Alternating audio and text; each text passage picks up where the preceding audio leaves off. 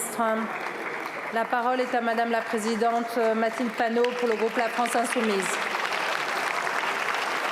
Monsieur le Premier ministre, il n'y a pas de Palestiniens car il n'y a pas de peuple palestinien. Il est justifié et moral de bloquer l'aide humanitaire pour la bande de Gaza, même si cela pouvait entraîner la mort de 2 millions de Palestiniens. Je veux un État juif qui comprenne la Jordanie, le Liban et certaines parties de l'Égypte, de la Syrie, de l'Irak et de l'Arabie saoudite. Toutes ces phrases ont été prononcées par le ministre des Finances israélien, Smotrich, celui qui se décrit lui-même comme un fasciste homophobe. Et le 13 novembre, l'invité spécial d'un gala destiné, je cite, à mobiliser les forces francophones sionistes au service de la puissance et de l'histoire d'Israël. Ce gala des génocidaires est organisé par Nili Kupfer-Naori, qui ose dire qu'il n'y a pas de population civile innocente à Gaza. Puissent les cris effrayés d'enfants frappés et déchiquetés par les bombes vous faire comprendre son inhumanité. Mais votre gouvernement, Monsieur le Premier ministre, estime que le ministre Smotrich est bienvenu en France. Comment osez-vous accueillir à bras ouverts un des visages les plus cruels du génocide à Gaza et de l'invasion meurtrière du Liban? Dans la France de Macron, les personnes qui défendent la paix et parlent la langue du droit international sont poursuivies pour apologie du terrorisme. Mais quand un responsable de plus de 43 000 morts, dont 14 000 enfants, vient à Paris pour faire l'apologie réelle du génocide, vous lui déroulez le tapis rouge. La place du ministre Smotrich n'est pas dans un gala, mais dans un tribunal international sur le banc des accusés. Monsieur le Premier ministre, ne voyez-vous pas que la France se déshonore à autoriser ce sinistre personnage à célébrer ici son œuvre de mort? Puisqu'il vous faut poser des actes, commencez au moins par interdire aux génocidaires de parader à ce gala de la honte. Que résonne jusqu'à vous la question puissante du grand poète Mahmoud Darwish.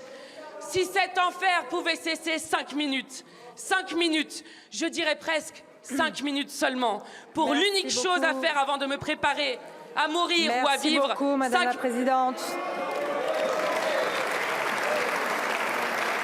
La parole est à Monsieur le Premier ministre.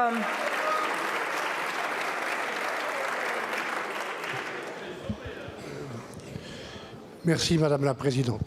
Mesdames et Messieurs les députés, Madame la Présidente Mathilde Panot, c'est une question importante et grave que vous avez posée.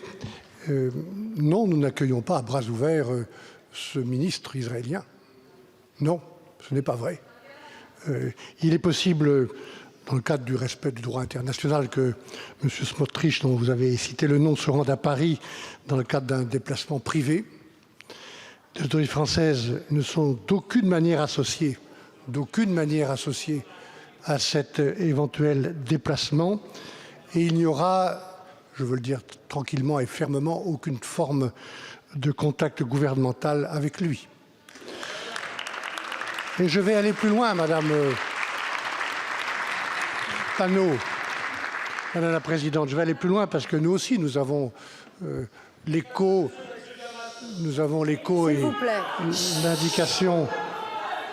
S'il vous plaît. Nous avons l'écho et l'indication des propos tenus et à Paris précédemment et en Israël par ce ministre.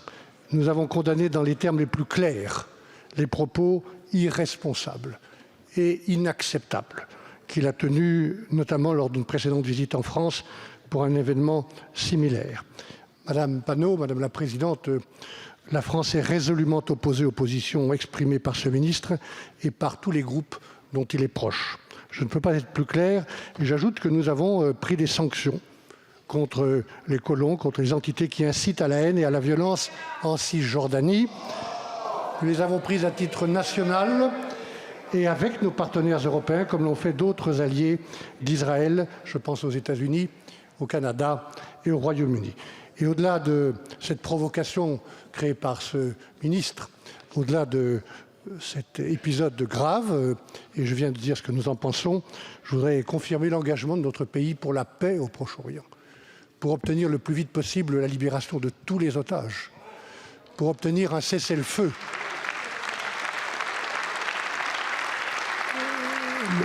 Le ministre Le ministre des Affaires étrangères sera à Jérusalem et à Ramallah ce jeudi.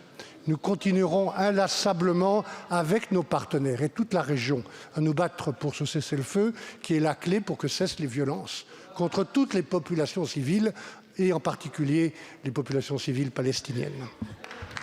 Merci, Monsieur le Premier ministre.